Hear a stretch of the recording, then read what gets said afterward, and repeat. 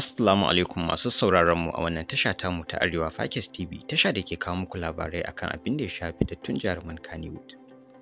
A yau muka samu labarin cewa Jaruma Nafisat Abdullahi ta ce ba za ta ci gaba da fitowa a cikin shiri mai dogon zango ba Labarina.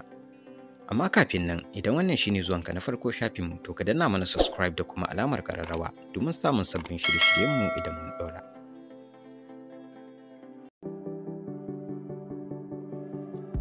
Kamar yadda aka sani, Shirin Labarina shiri ne mai dogon zango wanda ya yi matuƙar shiga zukatan mutane a ƙanƙanin lokaci. Shirin dai yana ɗaya daga cikin shirye-shirye masu dogon zango da suka yi fice a masana'antar Kannywood. To kamar dai yadda masu bibiyar shirin suka sani, Sumayya dai an yi garkuwa da ita ne wanda daga nan ne ba a ƙara nuna ta ba a cikin shirin. Sai dai a ci gaban shirin an nuna Presdo ya kuɓatar da ita wanda har ma za a fita da ita waje sanadiyar rauni da ta samu a fuska.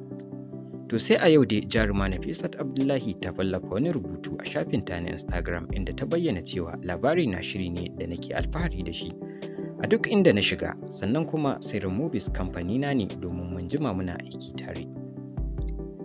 Sai dai ina mai bawa masoya hakuri saboda ba zan ci gaba da aikin Labarina ba. Dalili kuwa shine rashin samun lokaci yadda ya kamata. Ina da harkokin kasuwanci da nake yi, ga makaranta ga kuma aikin kamfanina. Ga kuma sabbin fina-finai na da za su fito nan ba da daɗewa ba. Ba zan ce a jira ni sai ran da na samu lokaci ba, dole za a ci gaba da shirin Labarina ko da ni ko babu ni.